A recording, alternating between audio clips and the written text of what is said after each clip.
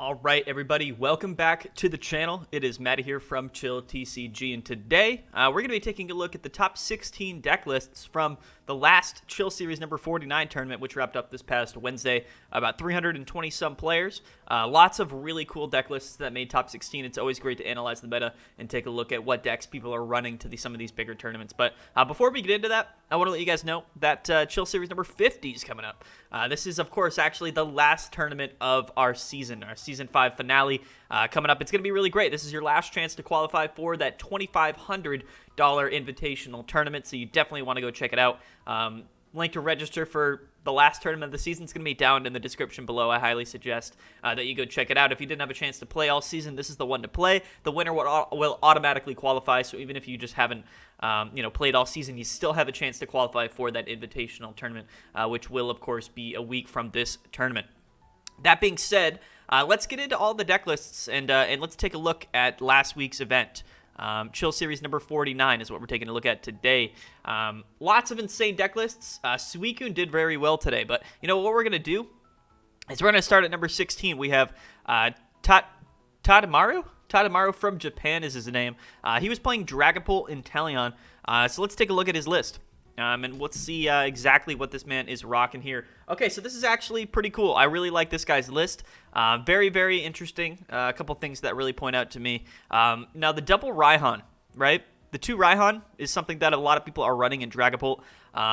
Back in the day, or at least a little while ago, before Raihan, people were running XP share as a way to kind of conserve their energies to make sure they get that extra energy attachment for their second Dragapult, because we need 4 energies in total attached, right? So XP share kind of helped with that, but now we're just running Raihan. It's searchable with, of course, the Shady Dealings engine, and we get to just attach 1 energy from our discard pile, I believe, to one of our Pokemon, and then search our deck for any card. So realistically, it is our supporter for the turn, but it is actually a bit better than XP share. So I really do like the double Raihan. Very, very good in the deck. 4-3 Dragapult lineup, 4 Sobble, 4 Drizzile, 2 Quick Shooting Inteleon, and 1 Shady Dealings Inteleon, 1 Zigzagoon. This is all pretty standard, but this one Galarian Rapidash V here, definitely super, super interesting. I don't know exactly if this card is incredible in Dragapult. The thing is, I just don't know if we really have time to put two energies on a whole other Pokemon. The idea with it is really good with Libra Horn. We're going to drop our opponent down to 10 until it has 100 HP left with that attack. Definitely works out really well with Dragapult, right? Sets up some KOs, but the thing is we have to commit 2 energies to this Galarian Rapidash, and it's probably a little bit difficult to do that, but probably is actually a decent card in the deck. We just don't really have any, reliable way to accelerate energy. So for that reason, Galarian Rapidash V, probably a little bit awkward in the deck, but I do like to see it. I really do. Definitely super cool. 3 Research, 3 Marnie. So, a lot of times we're running 4, so it looks like he might have cut a Marnie from a typical Dragapult list. 2 Raihan, 2 Boss, all good stuff. 4 Level Ball, 4 Fog Crystal, and 3 Evolution Incense, and only 1 Quick Ball. But I think that Pokemon search, as well as the Energy Search from Fog Crystal, is probably pretty decent in the deck. And then double Scoop Up Net for, of course, Zigzagoon, as well as our Inteleon engine card. It's going to be really good. I like the double Fan of Waves in here as well. And we have Tool Scrapper, Tool Jammer, and 3 Path to the Peak. So he's kind of going a little bit less on the whole Marnie Path to the Peak combo, and he's kind of focused on a couple energy removal cards, Tool Scrapper as well. So all good things that I like. I think the list is constructed pretty properly. I don't think there's anything wrong with what he's doing here. I just think that it's a little bit outside of the norm, which is definitely really cool. And then has 4 basic psychic energies and 4 horror energies, and I think that's kind of exactly what we should be running here with Dragapult. So I really like it. Dragapult and Inteleon. The Galarian Rapidash is a bit spicy. I like the double Fan of Waves. Energy removal seems to actually be really good in this format. It's kind of people's debate. I know a lot of people don't want to run Crushing Hammers, but maybe it is good. Fan of Waves, you don't have to flip the coin, but it only works for special energies. But special energies are definitely really common in this format. So like to see it. Really like to see it. Big shout out to Toddmaru for getting top 16 at Chill Series this past week. Definitely cool to see at number 16. At 15th place, we have Soflyco Wolf. We don't know where he's from. He didn't put exactly his location down, but this was our only Sylveon VMAX of top 16. So, Sylveon VMAX is one of these cards. It is a Psychic type. Pokemon, and it's kind of probably like the second or third option, maybe even fourth option in terms of psychic type decks in this format. But the good thing with Sylveon is we have a bunch of other energy attackers, right? We have fighting type with Urshifu, and we're actually running Galarian Moltres in this deck. The one thing I really love about Sylveon VMAX is there's so many different ways to play it. I've seen people play it with Blaziken and Zorora. I've seen people play it with Urshifu, and now we've seen it like with Moltres right here. There's just so many different ways to play it. Really, this is Rapid Strike Toolbox, but they categorize it as Sylveon VMAX because, of course, I guess that is kind of the I don't know, the front runner of the deck. But one thing looking at this list that I really like is the Tempting Tune Altaria. We're going to go ahead and search our deck for a supporter card, put it on the top of our deck every turn, and we also have that Oranguru to put that from the top deck into our hand. So very good consistency engine in terms of finding our supporters. I really do like that. And then we also have Rapid Strike Octillery, which is going to help us grab our Rapid Strike cards. So there's a lot of search going on every turn with this deck. There's a lot of setup. But this is a deck where if you do set up, it's going to be extremely consistent. The thing is, we have a lot of different Pokemon here. But realistically, right, Sylveon, right, we can have 6 Pokemon in play, and that's the whole idea with the deck. Sylveon Psychic type, Altaria Dragon type, Urshifu Fighting type, Octillery Water, Moltres Dark, and Oranguru Colorless type. Normal type. So that's actually really cool, right? If we get all of these Pokemon down on our board, we get max damage from Sylveon, but we also have incredible synergy between all these cards and all the consistency that it brings. So I think that that's definitely a really smart strategy. A deck like this does require a lot of setup, maybe struggles a little bit with consistency, but we have the great attack potential from Sylveon VMAX as well as Rapid Strike Urshifu VMAX, so definitely really cool. And then we also have the Energy Acceleration as well as, I guess, the Dark type attacking from Moltres. So there's a lot going on with the deck, but it definitely seems like it could be extremely powerful, and I really like to see it. 3 Marnie, 3 Boss, 3 Research, 1 Karina's Focus. You'll see that Karina's Focus typically whenever we're running Rapid Strike Octillery because it's a draw supporter that we can grab whenever, once per turn or once per game, and that's definitely really, really good. 4 Quick Ball, 3 Evolution Incense, and 2 Great Ball. So for the amount of Pokemon in the deck, very interesting that we're not running more Pokemon Search, if I'm being honest. But you know what? This man made top 16 with the deck, so there might be definitely some merit to it. The good thing about Sylveon is, like I said, there's so many ways to play it, and if you guys are interested in Sylveon, I bet there's like 10 different versions of the deck that you can find, test out on PTCGO, and really get an idea of what you like to play, which is cool. I like the 3 Pokegears as well, so lots of consistency in terms of finding our supporters, and I think that is important. This is a deck that definitely wants to play a draw supporter pretty much every turn unless you're bossing, and I think that this deck does that pretty well. 2 Energy Switch goes well with the Moltres and the Dire Flame Wings. 1 Tool Scrapper. We see tool removal a lot in this format. It's really, really important. We see it in almost like every deck, either a Tool Jammer or a Tool Scrapper. There's just so many tool cards that really turn the tides of battle, so removing those definitely really important. 2 Air Balloon for Retreat, as well as 2 Tower of Darknesses. These are kind of long-lasting Switch cards because we're not running Switch, right? So Air Balloon going to give us free Retreat, but so is the Stadium, and that's kind of the whole idea with this deck. We don't have to double Switch out ever, really, so that's kind of why we're not running Switch and like a Retreat item. We're just running 4 Retreat items that can stick around for long. I like that. 5 Dark Energies, 4 Rapid Strike, and then 2 Spiral Energies. So yeah. Definitely really good. Definitely really good. Like I said, right, Special Energy is very common in this format. Rapid Strike Toolbox, Single Strike, Jolteon, Dragapult. Almost every deck is running Special Energy right now. So I think that that's definitely a good reason to be running something like Fan of Waves. But yeah, big shout out to Soflyco Wolf. I'm not sure. Next up, though, at 14, we have Jeremy L. Jeremy L is from Australia. He was running Ice Rider, and Ice Rider had a very good event this week. In my opinion, Ice Rider is probably the better of the Calyrex riders right now. An extremely consistent deck, very powerful, especially if we're going first. Now, the one thing I really like about this deck is that we do have a Snorunt and a Frostlass. In my opinion, just a really cool card. Gives us that 1 extra energy attachment throughout the game. Very similar to Melanie, right? We get to attach the energy from the discard pile. But with Frostlass, we evolve it, and then we do that same thing as Melanie, right? So it's not a supporter, but it's a Pokemon that can do that. It's also searchable with Level Ball, and we are running 4 Level Balls because it's an Inteleon engine deck. The big strategy that I've seen a lot of times when people are playing Ice Rider, and the big reason why I think it's so successful is that it does do very well going first, right? We can get our first VMAX attack off, and since we do 250 damage for 2 energies, we can get that attack off very consistently on our second turn if we are going to go first. And if you're playing other VMAX decks and they're they have one of their V Pokemon in the active. They're not able to evolve it in time, right? Because they've only had one turn before you're hitting for 250, KOing their V Pokemon and going ahead in the prize race. The other kind of main strategy that I see with Ice Rider a lot, which is another big reason why I think it's good, is because we can kind of go with just one Ice Rider throughout the game and maybe a couple Suicune Vs, and that's going to force our opponent to go through not only Ice Rider VMAX, but 2 more V Pokemon. And with Cape of Toughness, a lot of times they're not even going to be able to one-hit KO Suicune, so I think that that's a really good strategy. Shady Dealings engine, quick shooting, all that good stuff that you see in pretty much every deck right now. If you guys aren't super familiar with this format, almost all decks are running the Inteleon engine, spreading damage, consistently being able to search your deck for cards. Level Ball made this engine extremely good, and I think most decks are just running it right now for a good reason.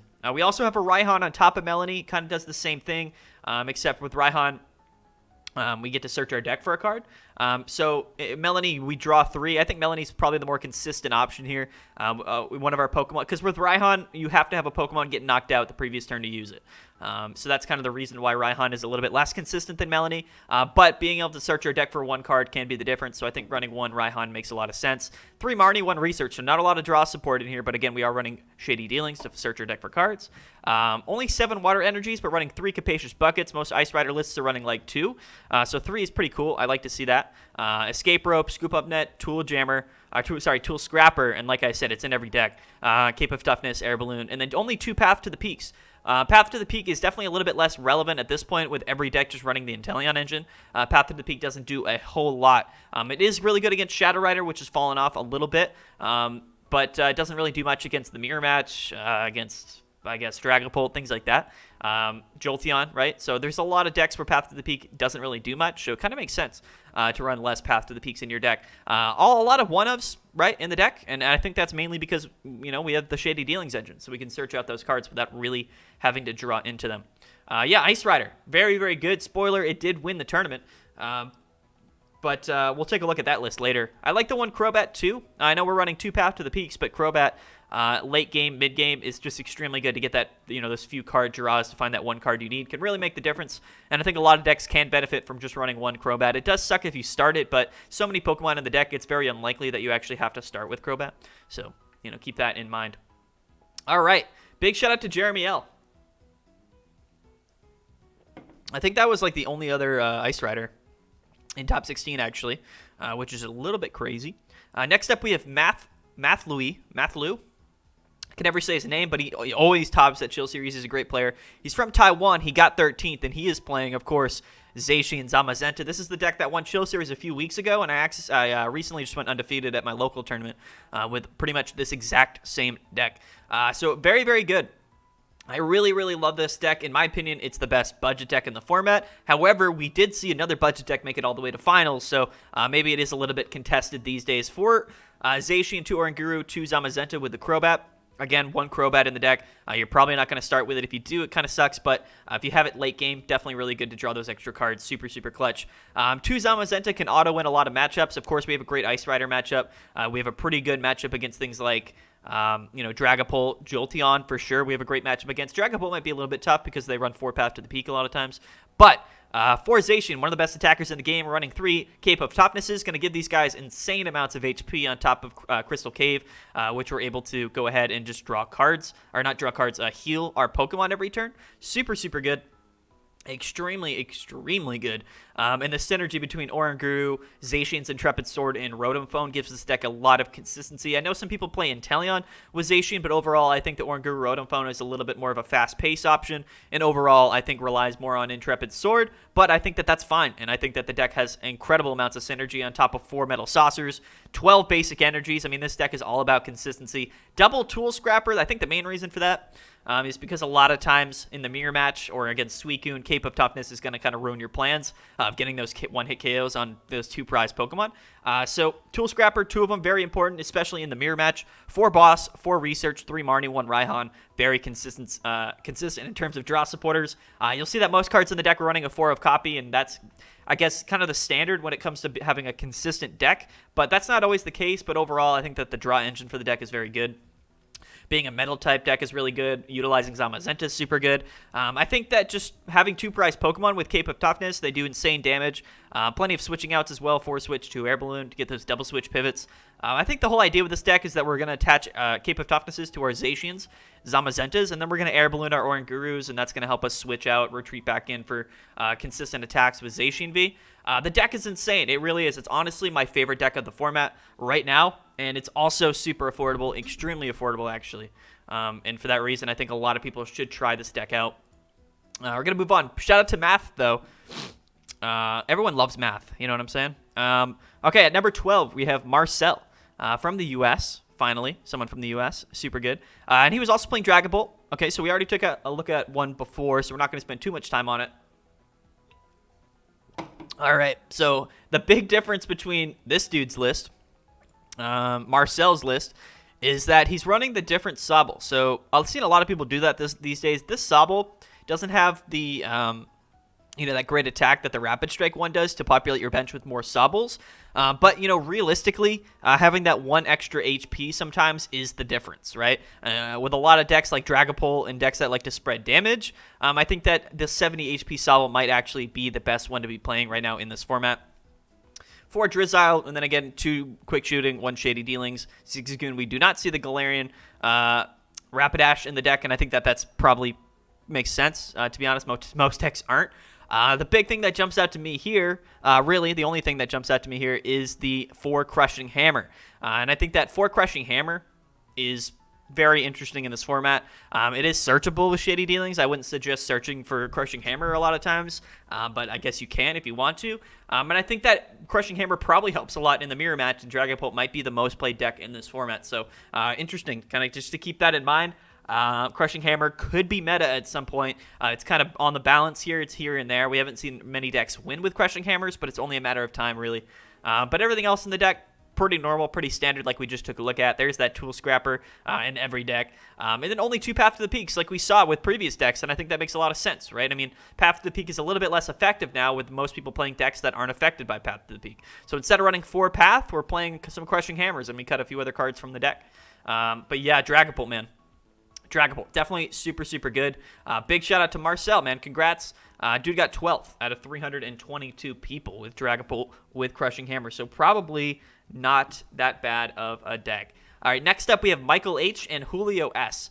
Michael H. is from Canada. Both of these dudes were playing Suicune Ludicolo, and we're going to see like 4 of these here in the next 5 decks. So we're going to talk about this one and then probably breeze through the rest of them. Suicune Ludicolo is a super interesting deck, similar to kind of the Zacian deck. We're relying on having 2 prize card attackers, so they're going to have to take 3 KOs throughout the game.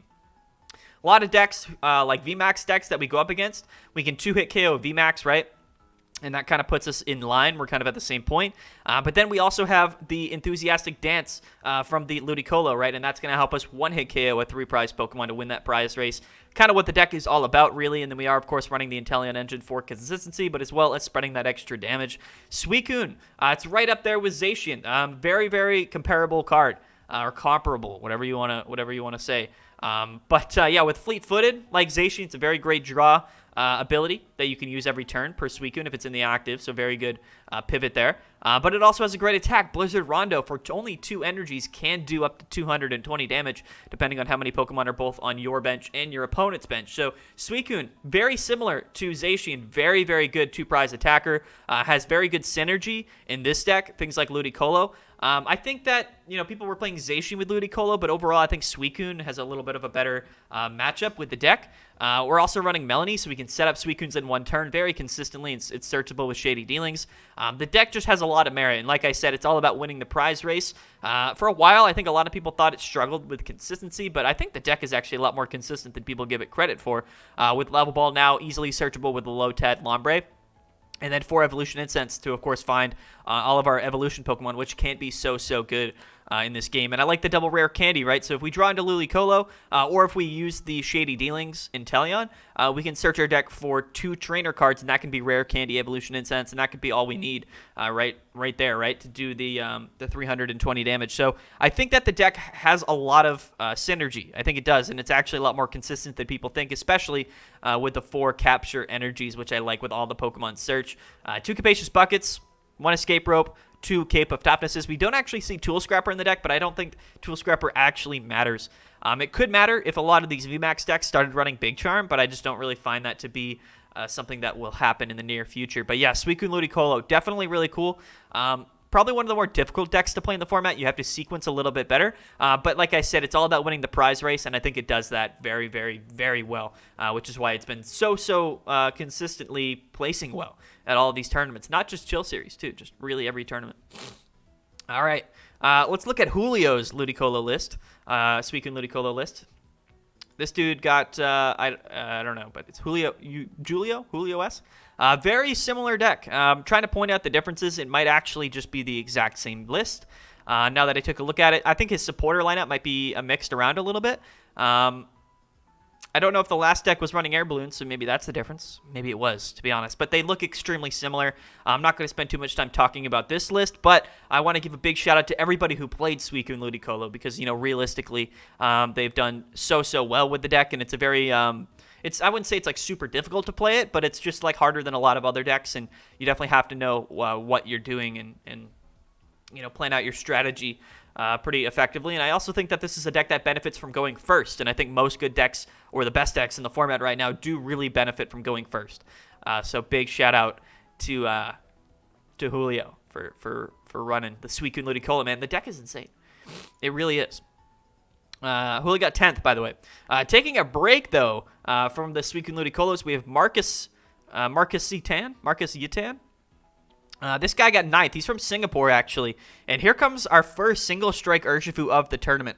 We had one down here at 17th, so one bubbled right out of top 16. And then we had a bunch of them in phase 2, but only one of them in top 16. And single strike is, I think, a lot of people's idea of what the best deck in the format was, at least for the last couple weeks. So interesting to only see one of them, actually. To only see one of them in top 16. That might be because Sylveon was a little bit more popular this format. I'm not actually sure about that. But taking a look at single strike, I think a lot of people who play single strike running a lower count of single strike Urshifu with a higher count of Umbreon, because I think Umbreon is just more effective in the format as an attacker. Lots of psychic type decks. We 2-hit KO anything in the format pretty much, and we 1-hit KO any psychic type VMAX, so that's super good. Very consistent as well.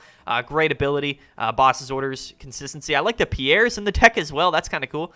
Can definitely be pretty helpful. There's the Tool Scrapper, as always. And then one Crobat. So I think single strike Urshifu is all but kind of figured out at this point. Single strike Scroll of Scorn. Sometimes we see people play it. Sometimes we don't. It's kind of here or there. I don't know. I mean, you can attach this to Umbreon, but you have to use a fighting energy or a single strike energy to use the attack. But it can definitely have its purposes since it is usable for both Umbreon and single strike Urshifu. So I think that's definitely super cool. The 4 Tower of Darknesses is definitely really needed, as well as the Urn of Vitality. Those are cards that really make this deck as consistent as it can be. Utilizing and recycling these single strike energies, definitely super important. Capture energy, definitely going to be really good. The thing that this deck has to do in order to really be consistent is to get a bunch of Houndours out early game, because you need like 2 or 3 Houndours out immediately, right? And that's kind of the whole idea with the deck. It has a lot of... it snowballs really effectively, but if you have a bad start, if you draw badly at the start of the game, can definitely struggle for sure. And that's where this deck might struggle more with, right? Most of these tournaments are best of 1. And I think if this was a best of 3 tournament, that it would do a lot better. We actually saw single strike dominate at the GG Tour event in its top 16 cut, which was best of 3. We didn't see single strike Urshifu make top cut, but I think if this deck were to go into a best of 3 format, it would be absolutely devastating. But yeah, I mean, I think it's really well positioned. Dark type, fighting type, lots of 1-hit KO potential on a lot of decks in the format. Struggles a little bit with consistency, but snowballs really, really, really powerfully. And I think that's a big reason why this deck is super successful, honestly. I really do think so. 4 Marnie, 4 Research, 2 Boss, 3 Umbreon for more Boss. Yeah, I mean, the deck has like so much merit to it. It really does. It's just really kind of interesting to see. Okay, anyway, shout out to Marcus Yitan. I don't know. Okay, now we're getting into top 8. And getting into top 8, we actually have a lot of different decks that we haven't taken a look at so far in the video. Number 8, my bad. We have Fide Science, Fidescience. I don't know how to pronounce that. He's from Mexico, though, and here's another Suicune Ludicolo. In fact, the next 2 are both Suicune Ludicolos. And this is the exact same deck, I believe, as what we saw, except without the air balloon. So yeah, here it is. More Suicune Ludicolo. Not going to talk about it for another little bit, but just realize that I really do think that this deck and the Zacian deck are both, like, really good decks right now in the meta, just because you do win the prize race pretty effectively. So yeah, man, here it is. Take a look at it. Kind of same as the other ones, but shout out to this homie right here from Mexico, getting top 8, 7th, yeah, 8th actually, with Suicune Ludicolo. And then we have Lucas Hamilton Foster. Let's take a look at his Suicune Ludicolo list. It's, I think, the exact same. So we're not, again, nothing really to talk about. This list is all but figured out, and realistically, I think that it's an incredible deck. I really do think so, and it makes a lot of sense that people are playing it because it's very successful, and if you're a good player, playing a good deck is a lot of times the way to go. So there you go. Yeah, shout out to Lucas from Australia, by the way. Yeah, from Australia. Big shout out to Lucas, man. Congrats. Okay, now on to some stuff that we haven't taken a look at yet today. Next up at 6th, we have Diego Milla. He's from Chile. In fact, the next two players are both from Chile, which is super cool. And this is Shadow Rider VMAX. So Shadow Rider is a deck that people just don't really choose to play anymore. People really play Dragapult more so than Shadow Rider. Why? I don't know. I mean, I think that Dragapult, I don't know. I really don't know. I think Shadow Rider is still a really good deck. I think it's, a lot of people kind of call it like a pile. It is kind of a pile. You know, realistically, I think that the deck is very, very good. It just might make more sense to play some other decks in the format. That being said, I still think that if this was the most played deck in the tournament, it'd probably still be winning a whole lot, but I think that it's a very straightforward deck. It's very similar to how Eternatus was back in like the Darkness Ablaze format. Very straightforward deck. The sequence for it is very, like, single line. You're not really changing your strategy a whole lot with it. You know, I think that it's insanely powerful, has a lot of potential, and it's still one of the top decks in the format. Just people aren't playing it a whole lot because, again, it's not really new anymore. That might be a big reason. But I like the 4-4 Shadow Rider lineup, 2-2 Alcremie, Crobat with 1 Articuno, Galarian Articuno, which is definitely going to be really good in the deck. I like that Cruel Charge attack, super, super clutch in a lot of scenarios. 1 Phoebe in the deck as well, 3 Training Court, 3 Air Balloon, 2 Switch, the Ordinary Rod, Palpad. Lots of recycling going on in this deck with Ordinary Rod, Training Court, and Palpad. I think that's all good stuff. The 1 Phoebe is definitely really interesting, and I don't know if that came in clutch with the next deck that we're actually going to take a look at here. But yeah, so Shadow Rider. I mean, I know a lot of people spent a lot of money and time to build out Shadow Rider when it came out. They might be a little bit disappointed that it's not still the most played deck in the format or the best deck in the format, but I still think it is a top-tier deck. And if you think that Shadow Rider fell off, it fell off a little bit in play, but in terms of how good it is in the format, I still think it's definitely super, super solid.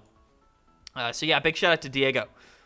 Big shout out to Diego. Next up, we have Jonathan Patricio, the guy that always does well at Chill Series. He's a great player as well, from Chile, and he was playing Decidueye. This is a guy that always plays like slower decks. I know he played Luke Metal a whole lot. He's been playing Desi a lot recently. And Decidueye is a deck where, you know, a lot of these best-of-1 tournaments with 25-minute match timers, a lot of times it's hard to do really well, but, you know, he's kind of somehow found a way to manage, you know, and in Zacian, it's kind of gone down a little bit in play, which was the deck that Decidueye really struggled with in the long term. But I think that people don't really people disrespect Decidueye.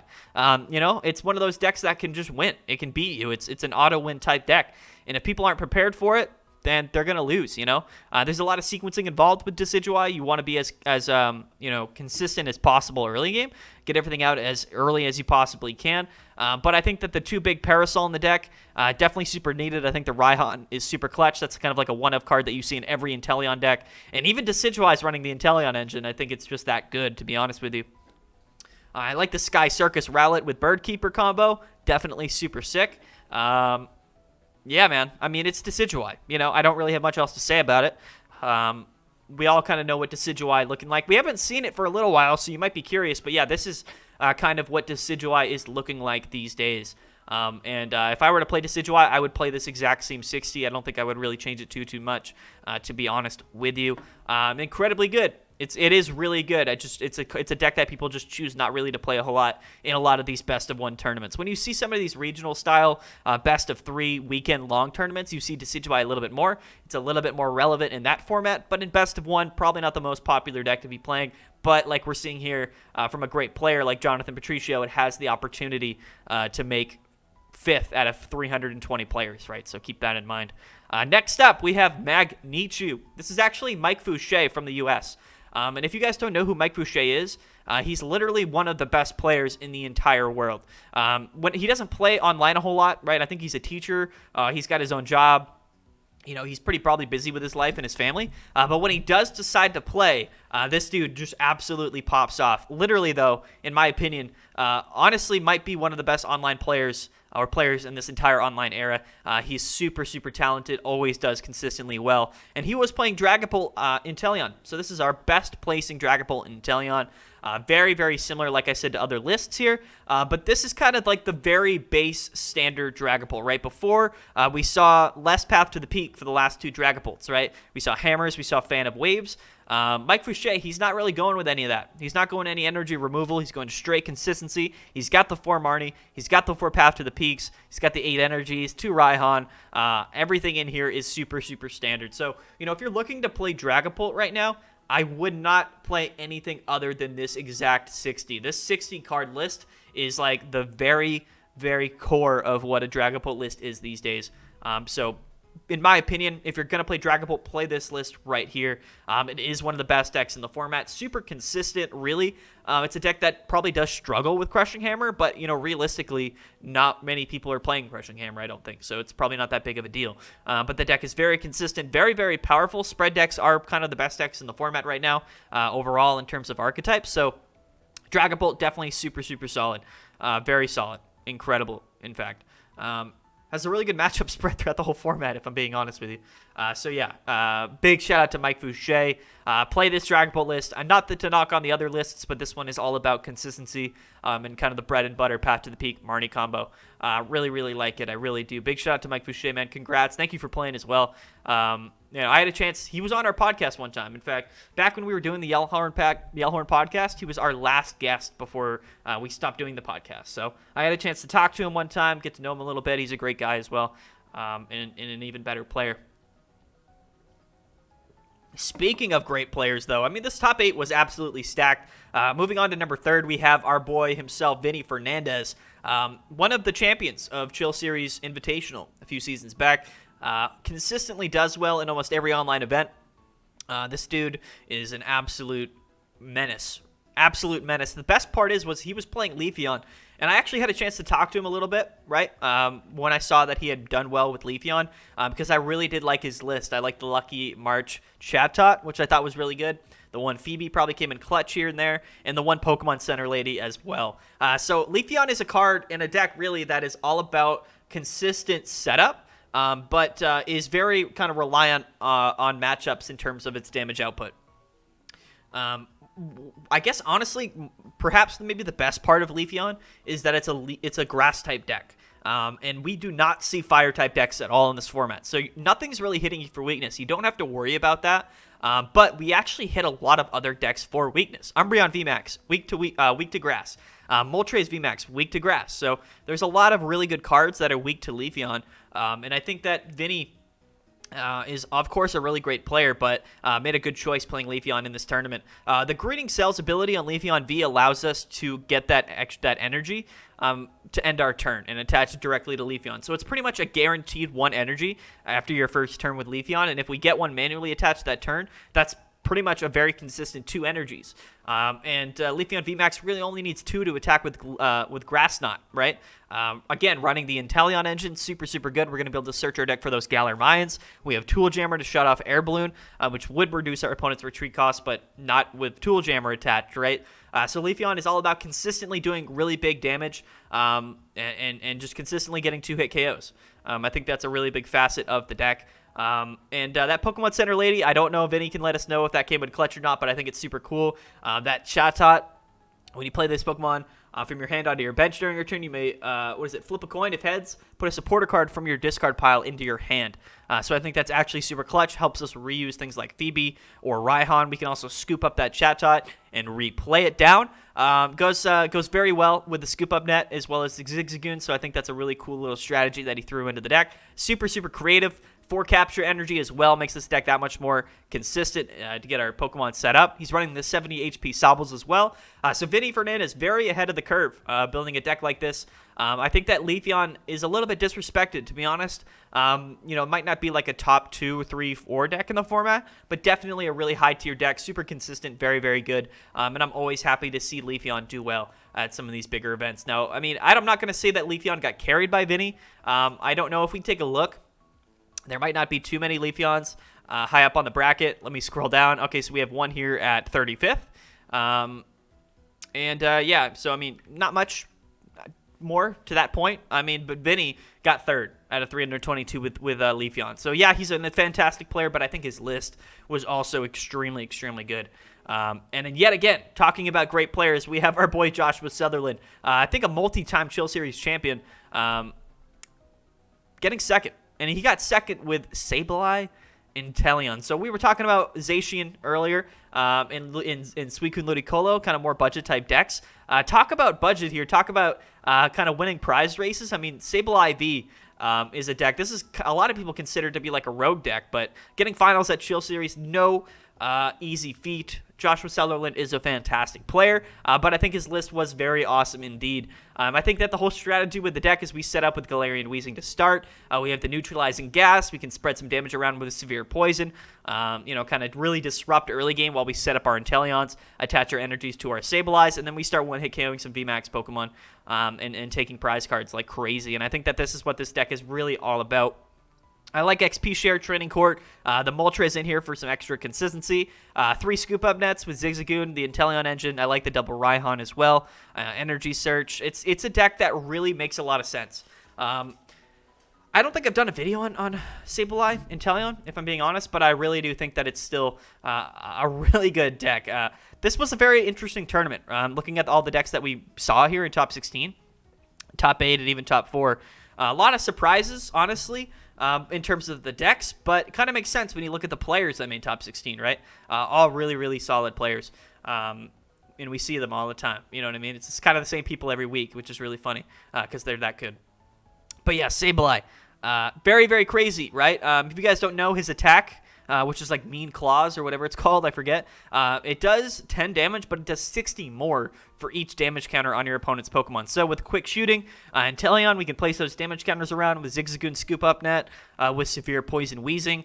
We can dump damage counters onto our opponent's Pokemon as much as we possibly can, then come in with Sableye and just sweep up and get those nice kind of one-hit KOs kind of with his 2 energy attack, right? So definitely super, super good. I'm not super experienced with the list, so I don't want to spend too much time talking about it. Some people who play the deck more, or if Josh watches the video, you can comment in the comment section, let us know kind of the strategy behind the deck, his matchup spread or whatnot. This is another deck that's weak to grass, but hey, probably doesn't really matter a whole lot if you kind of think about it, you know what I mean? But the great thing about Galarian Weezing is it turns off all of your opponent's Pokemon's abilities, not just like rule box Pokemon. So like, if Weezing's in play and we have neutralizing gas, they can't use any of their V Pokemon ability, VMAX Pokemon ability. Every deck in the format pretty much is running the Inteleon engine, so that's something that they can't really deal with, right? So it's just kind of one of those things to keep in mind. An incredibly good card in this format. Big shout out to Josh. Incredible shout out to Josh getting second out of 322 people with Sableye. Definitely no difficult feat. One thing I do want to note, though, is like 90% of top 16 was running the Inteleon engine, right? We had 1, 2, 3, 4, 5, 6, 7, 8, 9, 10, 11, 12. So 12 out of 16 decks in top 16 were running Inteleon engine. So that's just something to keep in mind. You know what I mean? That's how good that draw engine really is right now in this format. All right, the winner of Chill Series this week was Rain. Rain went 14-3-0. He's from the U.S., and he was playing Ice Rider. So you know what? Ice Rider kind of came out on top this week. Sableye, it was super hype. I know a lot of people probably wanted Sableye to win, but Ice Rider is Ice Rider, super consistent. He's running the 2-2 Ice Rider lineup with the 3 Suicune, kind of in line from what I was talking about earlier, where we were only going to use like 1 Ice Rider in most matchups and then 2 or 3 Suicune. And that's kind of the whole idea with the deck. 1 Fan of Waves, 1 Tool Scrapper, 1 Switch, 1 Air Balloon, 2 Cape of Topnesses. Lots of kind of one-ups in here, but again, shady dealings. Inteleon engine just makes a lot of sense. It's not super out of the norm. I like the 1 Crobat in the deck with only 2 Path to the Peaks. We see that a little bit more now. There's the Tool Scrapper. It's in every deck. We love to see it. But yeah, Ice Rider, man. Ice Rider wins Chill Series number 49. I still think that Ice Rider is a top-tier deck in the format. It might actually be like a top 1 or 2 deck in the format right now. Super consistent, has a great matchup spread. There's not a lot of metal decks, really. There is Zacian, but it's a deck that we can kind of dodge pretty easily because it's not super popular.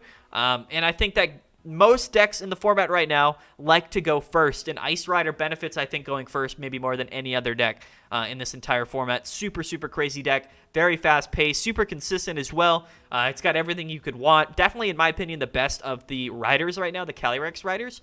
So if you have both of these decks right now, very easy to kind of build a new Ice Rider list. We kind of just throw in some Suicunes in there, change a few things here or there, and boom, you have one of the best decks in the format. So there we go, everybody. There we go. Thank you so much for watching. I've been Matty from Chill TCG. Don't forget to like the video. Don't forget to subscribe. And last but not least, don't forget to sign up for Chill Series number 50. It's the last tournament of the season. Yeah, absolutely insane. So thank you guys. Thanks for a great season. It's wrapping up this week, so it's going to be kind of crazy to see the season end. Probably one of the biggest, most hyped seasons of all time, really, with that massive $2,500 cash prize pool invitational, which is coming up a week from this Chill Series. So link to register down in the description below. Definitely do it. Don't forget to like the video, subscribe. I've been Matty from Chill TCG. You guys have a great day. And my voice hurts because I've been talking for 40 minutes straight. All right, guys, I'm out of here. Peace out. Have a great day.